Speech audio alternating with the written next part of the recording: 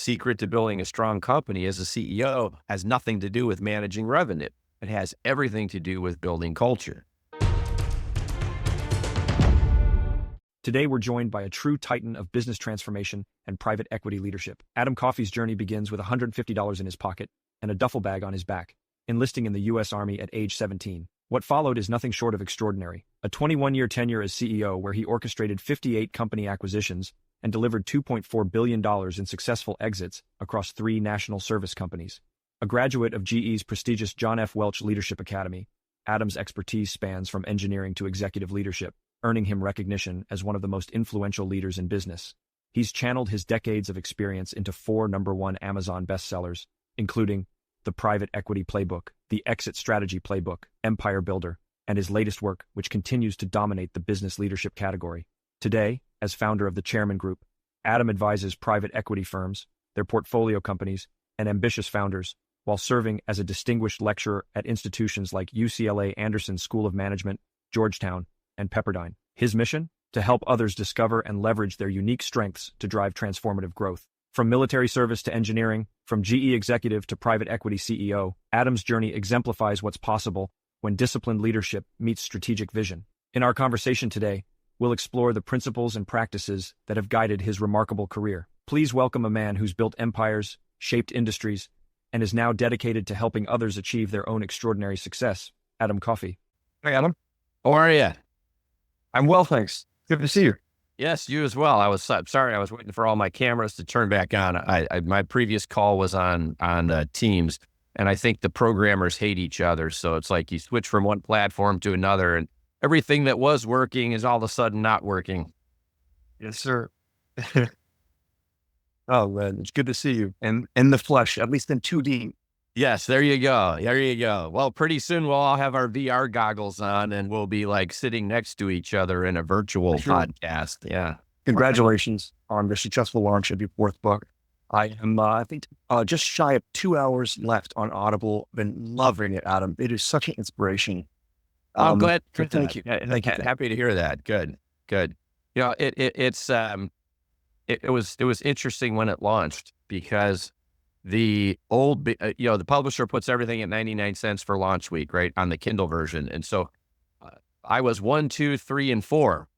And so my 3 older books were clogging the path for my 4th book to hit #1. And, but it finally did. It finally overtook. I'm like, man, I wonder whether we should have only lowered the price of 1 book, not 4. All 4, and so I think next time, when book 5 comes out, then I don't know that I'm going to let them do that next time, but it was funny. So for a while there, I held all 4 top spots. It was for a week, straight. Which in my world, it's like I'm not a mainstream author, so it's Yet. yes. But it was fun. Yeah. The themes that we'll want to explore in this conversation, sir, are surrounding the origin story. Big idea behind this sort of discussion is you think of someone who's early on in their professional career or further down the road, but looking to make a change into a sector they aren't entirely experienced in. When they look down the path and they see someone who's summited multiple times, like yourself, who carries expertise and authority in the space, it can feel daunting as a newcomer to connect to that and understand that all leaders began at some point. The journey of 1,000 miles, you had our first few steps. So the question that I like to open with is, where did it all begin for you? Yeah. And boy, we'll get into it, but remind me, I call it pivoting from a position of strength. And so there's a methodology to making strategic pivots. Example, I'm working at GE. I'm running a medical service business in the healthcare division. When PE comes calling, they want me to become a CEO of a medical device service company that competes with GE.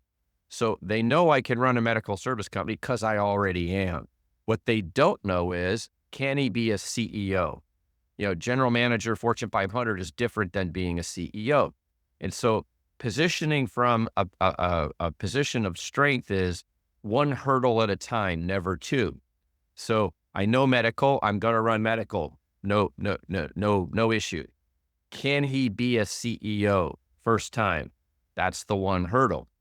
Once I become CEO of a medical services company and it's successful and I sell it to Berkshire, well, then someone says, hey, I'm looking for a CEO of a commercial laundry company. So once again, they now know I can be a CEO in a PE-backed environment. Check the box. The pivot or the one hurdle, can he be a CEO in a different industry outside of medical? Never make a career pivot that's two hurdles. Only make it one at a time. So medical to medical, GM to CEO, and then CEO to CEO, but medical to commercial laundry, then commercial laundry to HVAC. So I call it pivoting from a position of strength. And so when people, reach out to me all the time and they say, hey, I want to be a CEO in a PE-backed environment. I get asked that question so much, I actually created a deck so that I can just ship them the deck, and say, here, read this, 3 things you need to do. And then I spell them out. And one of them is pivoting from a position of strength. So if you're working in an industry today, it's easier for PE to see you continuing to work in an industry you already know. And the pivot is simply, can I go from being, big company exec to, Fortune, from Fortune 500 to PE backed, middle market kind of company. So, but at any rate, so, hey, I started as a private in the U.S. Army. I was the lowest form of life on the planet. I looked up and I saw bubble gum on the bottom of somebody else's shoe. That's how low I was, and, life is a journey. And so there were plenty of times where I faced career pivots, and geez, I was Soldier of the Year. Do I stay in the military where I'm guaranteed, an easy 20 years? Well, no, because my 2 goals starting out in life were find financial security and retire early. So military would have checked the box on retire early, but not on the financial security part. So, I knew I wasn't going to stay. I went in the Army with the idea of picking up, skills, paying for my education, things like that. And then I parlayed that into an engineering career. Then I parlayed that into a business, management career at GE. Then I parlayed that into a career for 21 years as a CEO in different industries. Then I parlayed that, into teaching, books, consulting, and now I'm 60. So I'm 10 years left in my career. And I was trying to decide how do I want to spend the last 10 years. And I decided I didn't want to just build one company. It was kind of boring. I've been doing it for decades. Let's help as many entrepreneurs as possible be successful. That sounded like fun. And I had been teaching for 15 years at UCLA and now Georgetown, Pepperdine, and my books are required reading, in their programs. And so it was, I enjoyed the teaching, the giving back part. That's where I got my first taste of it was teaching, and decided that, hey, this will be my next incarnation. I now work more hours than I did as a CEO. I have clients on every continent all around the globe, and, but I'm having fun. So it doesn't feel as much like work. I also say yes to every podcast, because every client that I have ever, had, if I ask them, how did you find me? It's, I read your books. I heard you on a podcast. It's one of those two. And that led me to LinkedIn. I, engaged with your content. And then after a while I reached out, so that's kind of been my formula. It's an honor to have you on the podcast today, Adam. Thank you. Well, thanks. Yeah. Happy to be here. Pivoting from a position of strength, one of 3 things in the deck you use to respond to the many inquiries regarding how do I become a CEO in a PE-backed firm? Yep. Wonder what the other 2 are. Yeah. Well, first is, we need to, none of these senior executive jobs are ever posted. They're all retained searches. High likelihood there's somebody in the job now who's going to get displaced. So, LinkedIn is the modern day, I'll call it, you need a billboard on LinkedIn. There's 840 million users on LinkedIn. So once you eliminate the 100 million Chinese and Russian bots, and all the fake, profiles that are out there, there's a lot of people on LinkedIn, and recruiters that are doing retained searches are using it as a primary search tool. And so having a billboard, having good content, demonstrating that you're a thought leader in an industry, that you're an expert in your space, whether it's writing articles or just commenting on posts, having good professionally written content, for your background. This billboard, the world is interacting with every day, whether you know it or not. And then thirdly, so that's that's passive. I have a great, I have content. I'm a thought leader. I have the right keywords. People are searching and they're coming across my profile. That's passive.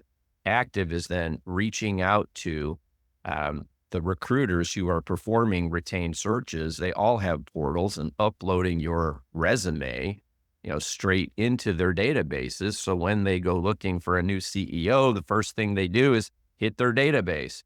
And then, the third thing, so pivoting from a position of strength actually wasn't one of the three things, but the third thing then is to do outreach to PE firms and their websites, and finding the portfolio support, partner, or the human capital partner, the people who are involved in all, private equity searches for their portfolio companies, and sending, reaching out to them. They exist to know that to find you. And before they hire a recruiter, first thing they do is they go to their database. And so I want to be in their database.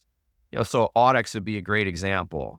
Audex owns 50, 60 companies at any given time. If there's going to be a CEO change, the first person that's going to know that, is the portfolio support manager within the Audex group. If my resume's in his database, then before he even goes to the recruiter, he potentially sees me. I uploaded to the recruiters, so when they get the retained search, they go to their database first, because everybody's lazy and just wants to get paid. And if I already have somebody there, then hey, I'll call them first. Maybe my search is over, and so be in their database. It all leads back to LinkedIn. Sometimes I would tell people, have your own personal website, which has engaging content, and demonstrates your expertise, your ability to articulate a vision. So it's multimedia. It's got you speaking. It's got content, articles, thought pieces that you've written, and if you do those three things, your phone will start, proverbial phone, it might be email now, but will start ringing. Your inbox will start chiming. I get reached out to, at this stage, multiple times a week, and I think people now know I'm no longer interested in going back into CEO role. Now they're calling me for referrals. Adam, this is what we're trying to fill. And, CEOs are networked, and senior executives are networked. And it's like, there's people in my ecosystem who come to me and say, hey, Adam, I'm looking for my next gig. If you hear anything, let me know. And if I know that person and I believe in them, I'll be sure to, to provide those kinds of referrals. And so, but that's kind of it in a nutshell. You want opportunities, to be a senior executive, a CEO, in a PE-backed portfolio company. Those are the three things you do. When you're reaching out or seeking opportunities, think about the pivoting from strength, never more than one hurdle at a time. Anytime there's more than one hurdle, the risk component is now high, and the likelihood of you bridging that risk gap in somebody's mind is low. Three things: billboard, reach out to the retained recruiters to get your resume in their database. Third thing, reach out to PE firms, specifically portfolio support manager, to get the resume in their database. And then regarding the pivoting from a position of strength, only stack a single hurdle per time, as the likelihood that you're able to make it over more than one hurdle is low. And there's one piece to that: pivot from a position of strength. Yeah, because anything greater than one hurdle adds more risk than most are able to. Yep. People will take people will gamble on one element of risk. It gets harder and harder when you're gambling on multiple. One of the things I really was, I found very cool with what you did in the most recent book is how you're providing an updated preface, an updated introduction, and you're stating how it's the most recent book, but it chronologically in the sequence of books, it's not the first. So there's this sort of looking back and looking forward element to it that I found really, really thought provoking. And as you shared your story from seeing bubblegum on the bottom of perhaps a drill sergeant's shoes as a private, to the many parlays and pivots you made, I wonder if you could go into a lessons learned and principles development mode and share from the level of decision making. Maybe what are some of the constants that have been there, kind of baked in to you as an individual from the young Private Coffey until now, and you're running through just getting wins on the board and the next 10 years of your career. What has been the constants for your decision-making process? And what are some of the key things that have helped shape your decision-making process today? So life is a set of experiences, and they build upon each other. So I can look back as a Monday morning quarterback now, over my career and say, geez, what were those skills and what were the major inflection points where I could have gone left or could have gone right, and did I choose the right path? And so in the military, young Adam version 1.0 learned learned about teamwork, discipline, leadership. And those were very powerful skills early in a career. As an engineer, engineering made me a very meticulous planner. And so I never shoot from the hip. There's always a plan in place. The world throws curveballs today, September 11th. Planes fly into buildings. Recessions happen, pandemics happen. We don't always have a plan that contemplates an essential business or non-essential business being shut down or all your employees being at home. We have to be able to adapt, but basically having a plan that's detailed. I don't know if I'm at a destination unless I've planned a destination. If I tell you get a car and drive, and I don't tell you where to go, you'll drive around in circles. You'll waste time. You'll waste gas. You won't get anywhere. Matter of fact, you probably won't wander, more than a few miles from where you're at. But if I tell you get in a car, in Malibu at Pepperdine and drive to New York City, well, now you can plan. Now, hey, look, it's going to be 3 days. I need somewhere to sleep. I'm going to have to plan waypoints. Someone's going to have to feed the cats, the goldfish, get my mail. I can now plan the journey, and I have a much higher probability of success if I know where I'm going. And so having a strategic plan in place is very helpful. I'm a pilot. Pilots don't take off unless you know where you're going. So I can deconstruct a trip as a pilot because I know where I'm going. As a CEO or a business owner, I can't deconstruct a trip if I don't know where I'm going. If I don't know what success is, how can I get there? It makes it much harder. So, teamwork, leadership, discipline, servant leadership from the military, engineering, meticulous planner, pilot, plans the destination and works the way back. GE teaches me how to run a business. I'm a turnaround guy. And then 21 years as a CEO, I step in every pothole you can step in and I learn, so it's a culmination of all those experiences that bring us, to our current incarnation.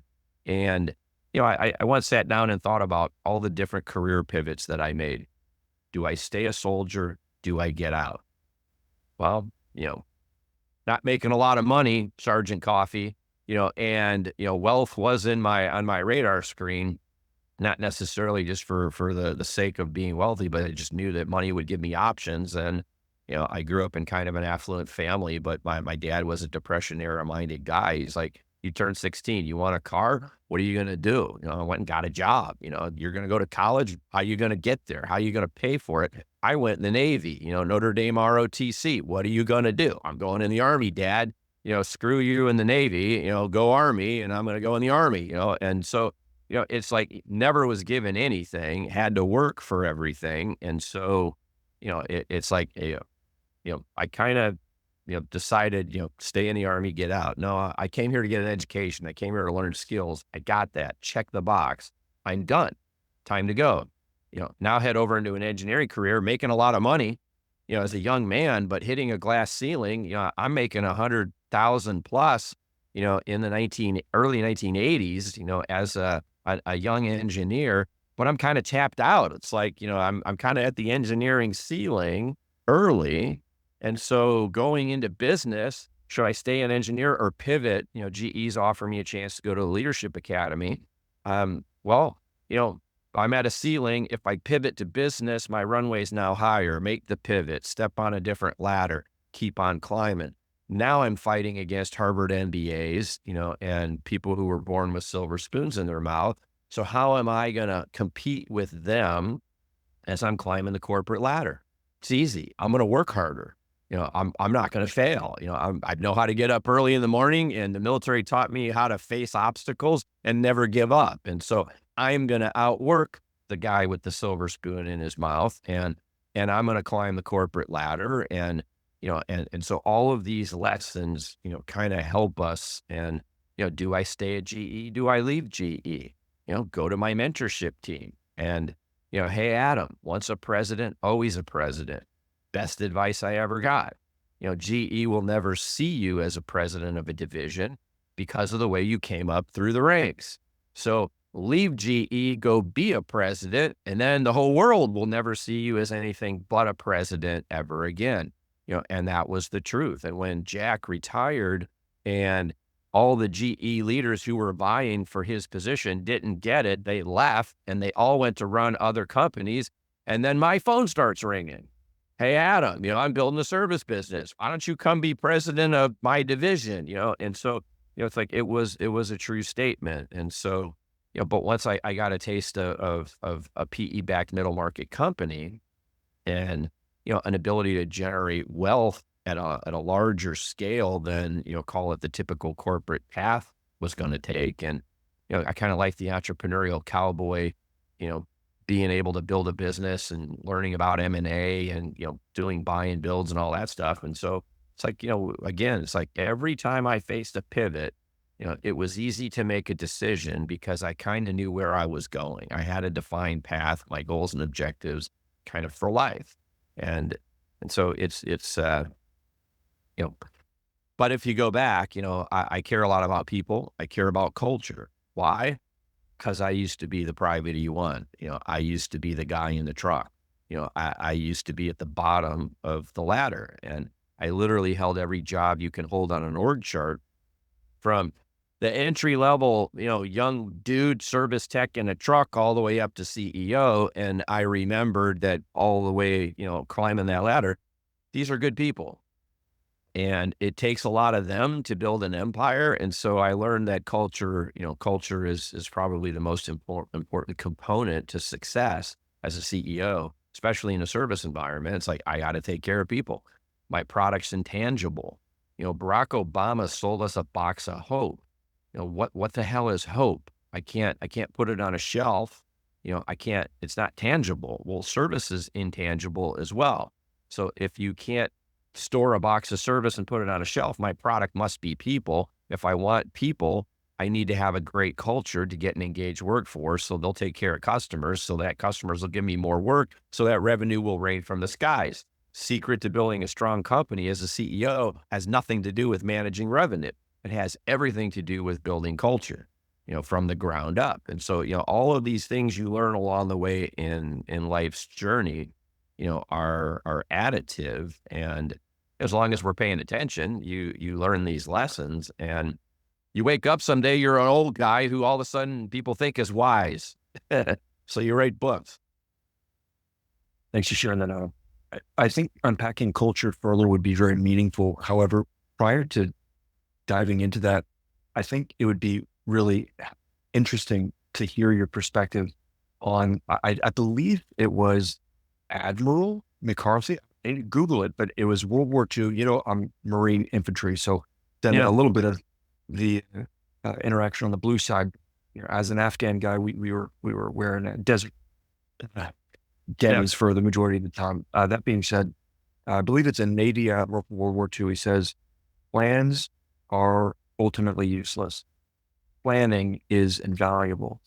And I Or as Mike resonate Tyson said, everyone your as a pre-fight plan is great until I punch you in the face. yes, sir. How do you reconcile the criticality, the necessity of a plan, of a shooting and having a waypoint, knowing where you're going to go, or you're never going to arrive anywhere? How do you reconcile the importance with the actual execution and adaptability in an operating environment? Yeah. Well, see, so we can't go into combat with no plan, and I'll call it fluid circumstances cause us to adapt and change to a changing environment. But having said that, not knowing how to plan, not knowing how to think strategic sets you up for failure. So learning how to plan and be methodical, I can't let that group flank me. I need the high ground. Whatever these principles are that we learn by studying, call it conflict or being trained on how to adapt to different circumstances, is the invaluable skills, because in the end, when the punches are flying and the bullets start flying, we revert back to our training. And so I go back to the basics. Yes, I'm scared shitless, but what did I learn? It's not the first time I've heard, an AK-47 being shot over my head. It's not the first time, I've heard artillery fire and explosions and bombs going off. And so I got to get my collective crap together, and there's a much higher probability of success because of the training, because of the planning, because, and although the plan's out the window, I'm now planning on the fly, but I know how to plan and I know the importance of the plan. And so, and then, if I get to a lull or a calm point, I can now revert back to a plan. Okay, I'm through the chaos. Now I'm back to the plan. What was my mission? How do I accomplish that mission? So I think what was said was true, but the reality is learning how to plan also helps you be better in planning and managing chaos, when it occurs. And then when it's over, I have to revert back to something. I revert back to the plan. I think that's a really nice place to begin segueing into a deeper dive into your view on culture, understanding the leader's intent, understanding the objectives and the desired outcomes from any given endeavor, being critical and understanding just because we think the bad guys are going to be on one side of the village, and in real life, we're getting shot up from the other side. We're not just going to be fixated on what we thought would happen. There has to be that agility in the operational environment, whether it's in a tactical context or commercial, and how strategy formulation and planning is a complementary skill set to execution, or to being agile in a moment to moment context. And that is deeply cultural. You think about everyone falls back to their default. They fall back on our training.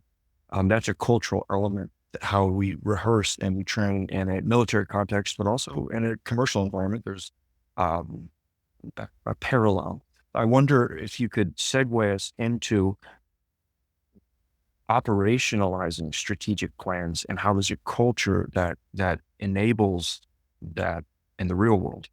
Yeah. So yeah, I'm a turnaround guy, self-declared. So I remember when I graduated from GE's Leadership Academy, and my first GM who was over me was a ex-football player, very motivating personality, and he said, "Adam, if I give you something that works well, I'll never know what you've got. So I'm going to give you the worst thing we've got, and I'm going to see what you can do."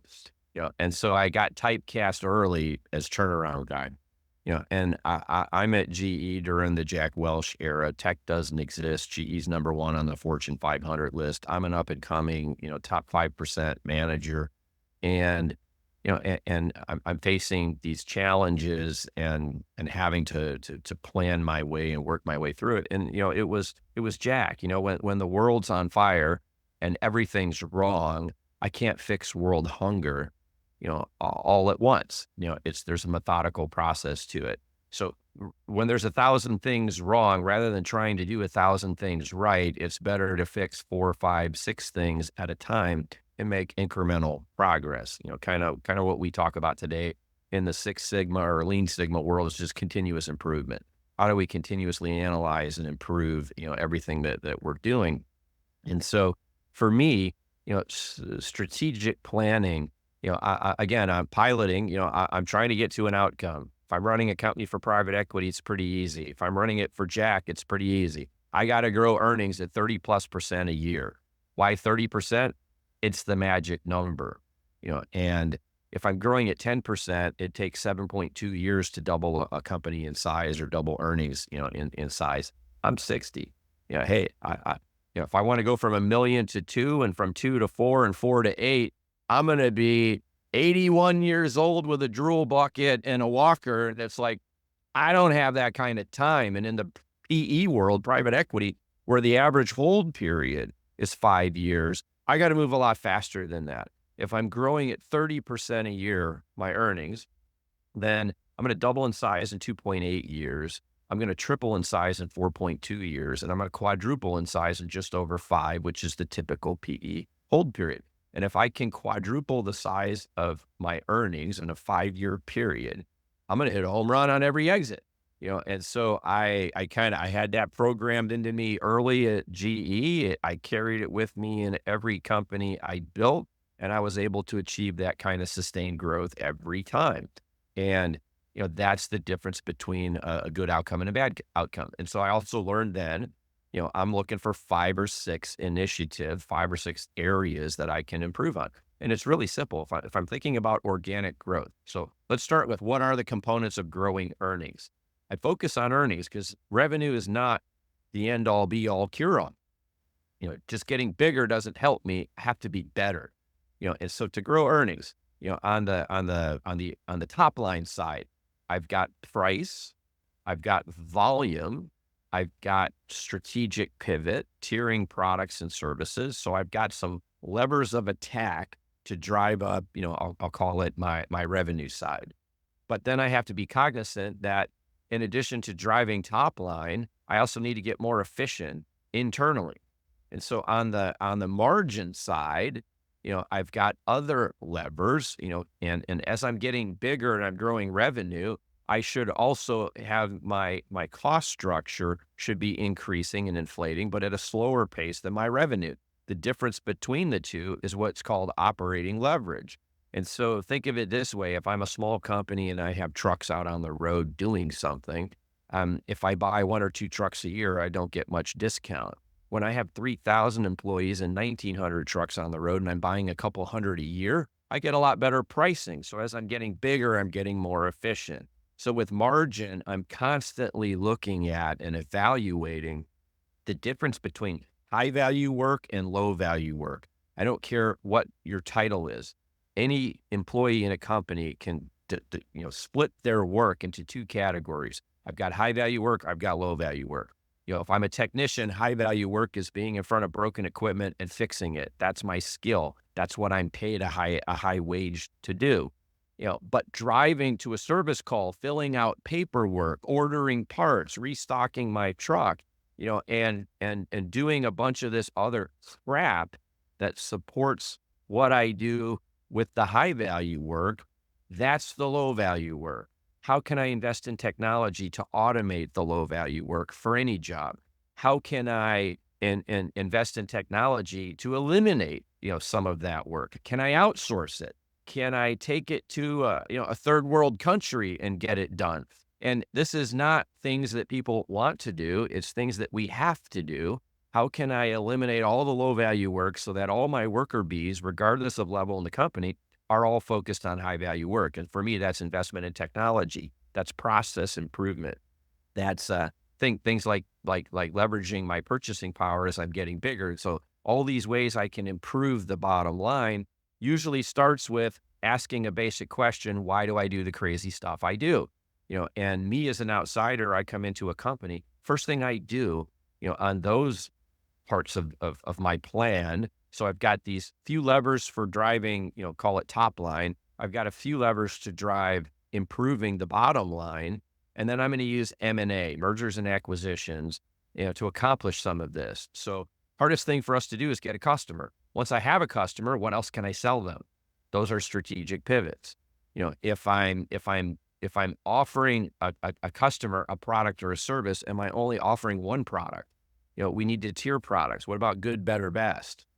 And would you like fries with that? Would you like to supersize your quarter pounder with cheese meal? It's like, you can't go to McDonald's without someone trying to upsell you and add things to your cart. You go to Best Buy, you buy a $5 item and they're trying to sell you a $5 service plan. It's like that everybody is doing pivots and upsells. And sometimes I'll use M&A to also create those cross-sell opportunities.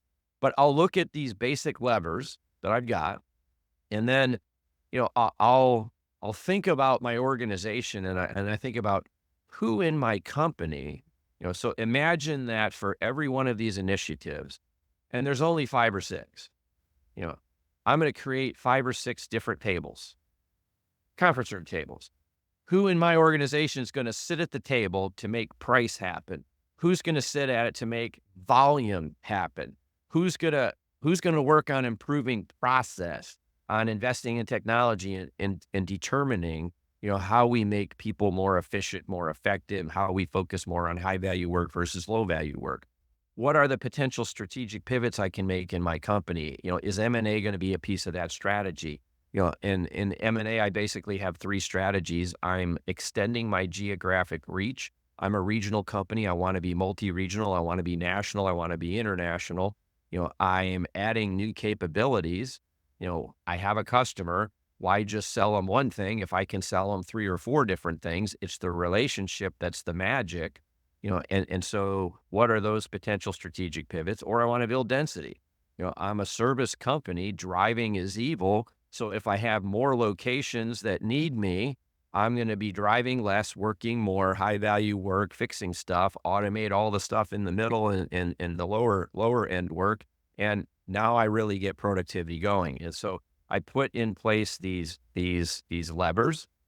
I think of tables and who in the organization is going to sit there to drive the behavior that I need. I'm going to need a measuring system because I have to know if I'm winning, and so I've got, metrics, basic metrics that I can use to track. Hey, for the sales process, I've got how many bids did I put out? What was the dollar value of the bids, and what's my close rate? And how do I get more bid opportunities? How do I increase the value of those bids? And how do I improve my close rate? So it's like I can use basic metrics for each of these, and so oftentimes I'll come into a company, it's just totally dysfunctional, nothing works. And so my focus will be things like, okay, I've got no metrics, I've got no visibility, I'm the captain of the ship, I'm on the bridge, all my gauges don't work, I'm in a gray fog. How am I supposed to navigate? Well, I better create some basic gauges real quick. Do we know how many employees we have? Yes. Do we know how many widgets we've got, or things we're servicing, or, do I know how many employees in revenue? Yes. Okay. I now know revenue per employee.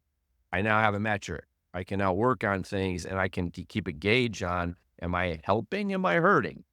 By tracking basic metrics. And so there's a process that I use, but, largely though, I would tell you it's generic. So I do the same things in every company that I run. That's why when I write my books, I'm able to talk about, these tools kind of in a generic sense, because they work in every industry. I know because I've been in multiple industries. It's like I have a workshop, I have a wood shop. I bring you over to my wood shop and I show you all my tools and I show you how they work, and what they do.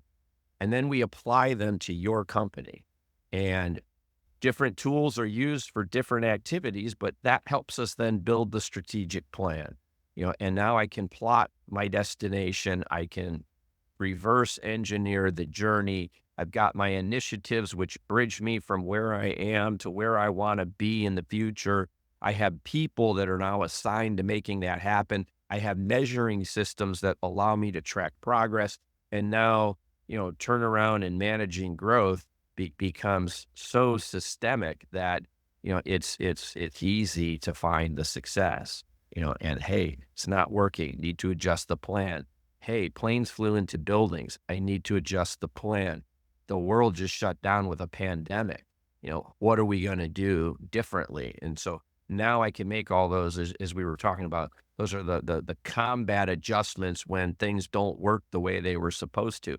And if I'm so hell bent on executing only one outcome or one plan, I have to be adaptive, but I know how to plan. And so now it's like, okay, this was my plan. I got a curveball. At every company I ran, something happened.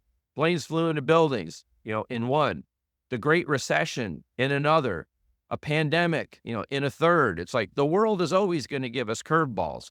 So knowing how to plan and how to manage by using process, I can be adaptive to any situation, but I have a framework, so I bring that framework with me to every situation, and and ultimately it works.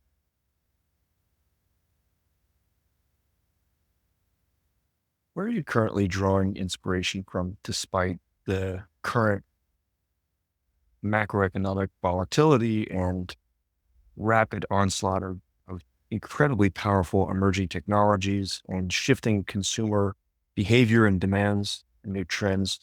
Where does Adam Coffey currently find himself drawing on fresh insights and new thinking to build upon that accumulative body of knowledge that you've gone through in your life?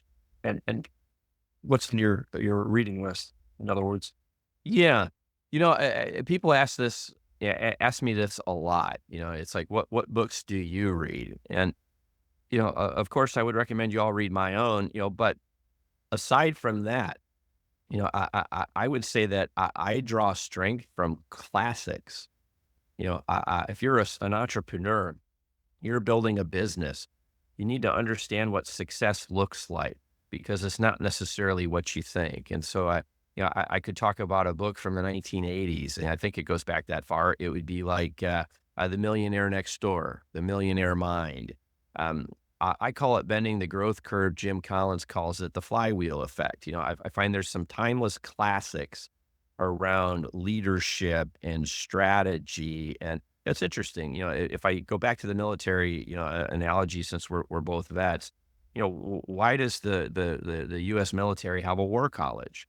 Before we create admirals and generals, we send them to war college. What do they do at war college? They study old battles.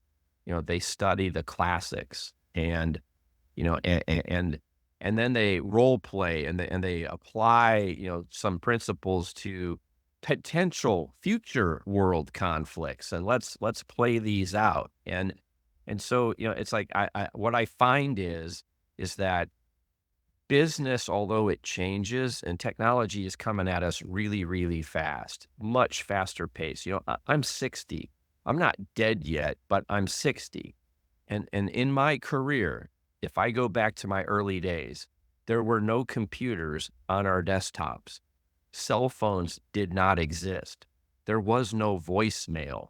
There was no email. And I watched man land on the moon. I watched color TV. I played Pong as a kid, and it's like technology has happened, and the world has changed so dramatically. But when technology enhances our lives, we tend to ignore it and not really pay attention to it. And so when I look at AI is all the rage today. AI is going to change the world.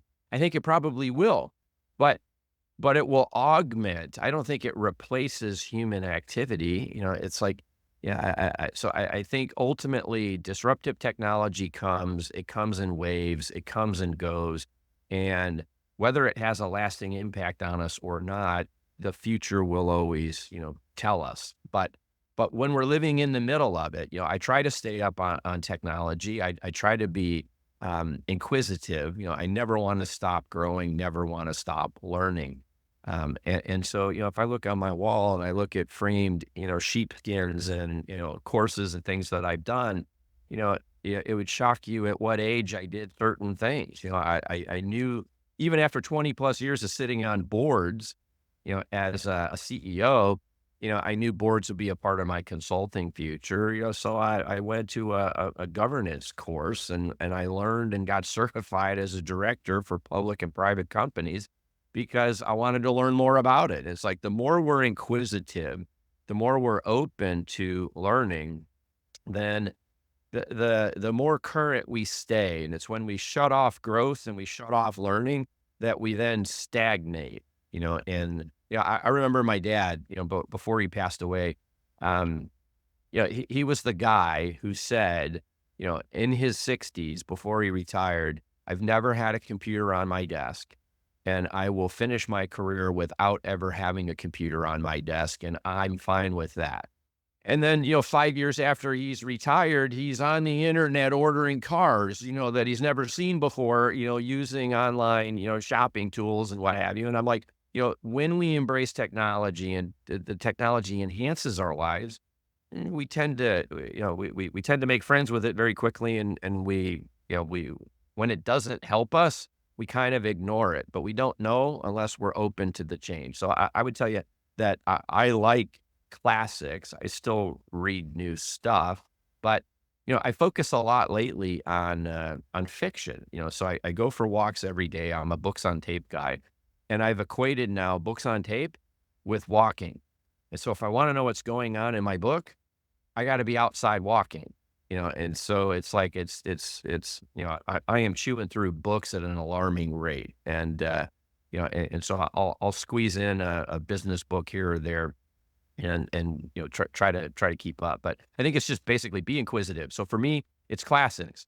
Why classics? Because we learn from those classics, and so learning about success, learning about leadership, learning about management systems. I don't have to try every newfangled thing that happens because the basics still work. And so that's kind of my formula. Thank you for sharing that. Well, I'm curious, Adam, have you ever read or listened to any of Stephen Pressfield's work? Gates of Fire, Uh, Virtues of War, yeah, any of I those? have not. No. New, new name though, huh? Okay. Those are historical fictions. Gates of Fire was on the Commandant's reading, the Marine Corps' reading list. It is a fantastic I'm going to do, historical fiction. because I'm going to tell you, right now as I'm walking, if you looked on my Audible list, I'm doing, War and Remembrance, Winds of War. So it's the Herman Wouk, series all set around World War II. And, earlier this year it was John Jakes, and the Civil War. So it was, Love and War, Heaven and Hell, there were 3 books in that trilogy, North and South, Love and War, Heaven and Hell. I think those were the 3 books. And it's like each one's like 1,000 pages or 1,500 pages. It's like 60 hours of walking each. But these 3 books chronicle 2 young West Point cadets, and their journey north and south through the, American Civil War. So I love historical fiction, and so I will write that down. I will give it a shot because I love learning, and I love history. And when you can mix kind of both genres and get some historical accuracy with some fictional characters mixed in for fun, I think it's great. Yes, sir. Couldn't have said it better myself. I recognize it's incumbent upon me to be a dutiful timekeeper. And as we're getting close to the point of needing to land the plane, my last question, or perhaps close to last question, is what is something that not enough people ask you that you do a lot of podcasts on them, and maybe there's some questions that people ask a lot. There's some that are novel. Hopefully we can fuel those in this discussion so far. But what's a question I didn't ask, or that's just not asked enough that you think it should be in order to bring meaningful information to life? That's a very interesting question. It's thought provoking. So, what question wasn't asked? I would tell people that I think no matter who you are or what you think there's always someone smarter. There's always someone richer. And so a lot of entrepreneurs, unfortunately, I call it the accidental, because I don't think anybody intends to be that way, but I think there's an accidental arrogance of success. And so when we find success, we tend to treat others poorly, call it below us, and we tend to think we know everything. And we tend to suffer then and limit our future growth. And, as a guy who bought 58 companies and had 2.5 billion in exits, every time an entrepreneur thought they knew everything in the world there was to know and they were God's gift to business, somebody like me swooped in, bought their company, and then took it 10 times higher, because of their own limitations that they had that were artificially built. And so a few things that I think. I think this generation today is much more open to the idea of coaching and mentoring and peer groups. And I think there is so much not only for us to learn, but it's incumbent on us to give back and to help others succeed. And I don't mean that to sound corny, and not to get religious, but I am a fairly religious person, and I believe that we who are successful have a responsibility and an obligation to give back and to help others succeed. And somewhere along the way, you'll learn that it's not about me, it's about we, and that when we see others win, there doesn't have to be, a monetary component for us, every time. And it's like, I think it's incumbent as we find success to think, it's like, hey, you know what? And I'm 60 in 50 years, 40 years, 30 years, whatever God gives me, I'm gone, and the only reason I will ever have been here are my kids. And so how do I focus on, being a good role model, being a good dad, being, a good positive influence on them. And I can tell you, I said it in the dedication of that book. It's like, for all the times I wasn't there because I was climbing the corporate ladder, I apologize. It's difficult to find that balance in work life. And in the Fortune 500 world in the 80s, my God, I did not have it at all. I was so focused on climbing the corporate ladder and achieving success that, I forgot the only reason I'm here is my kids. It's like, because in 100 years, nobody gives a damn how much money I made or what companies I ran or what my success was. So the only living legacy I can possibly have is my family. So I think we as entrepreneurs, it's incumbent on us as we achieve success to be mindful that we didn't create it alone, to give back to others, to teach the next generation how to thrive, and to find work-life balance and make sure that we're not so focused on success that we forget to kind of smell the roses and, and notice the baby deer that's standing on the side of the road when we're, on our way to work that morning, focused on our meeting that's going to happen. It's like, life is short, life is precious, and we need to be good stewards, to each other. World's too divided right now for me. I hate the political rancor that's going on. I hate seeing some of the things that are going on in our country. I worry about the future, of our country, and I wish people would learn how to get along and stop hating each other. Yes, sir. Words of wisdom. Thank you for sharing that. I perhaps a reciprocating one-liner would be, kids are the only thing you can bring to heaven with you. I heard that recently. It has been a privilege connecting with you, Adam. Thank you for your time, for sharing your insights. Well, thank you for having me. Thank you to all your listeners out there. Best of luck to you in your own journeys.